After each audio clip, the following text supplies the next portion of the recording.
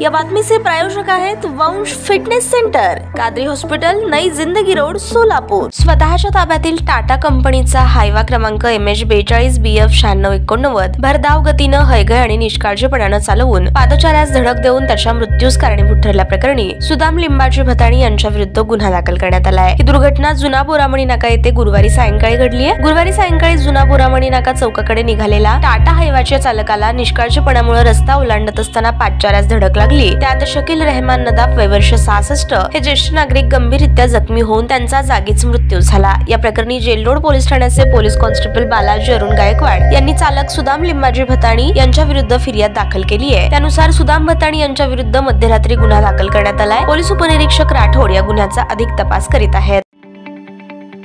ताज्या बातम्या पाहण्यासाठी प्राईम महाराष्ट्र न्यूज चॅनलला सबस्क्राईब करा।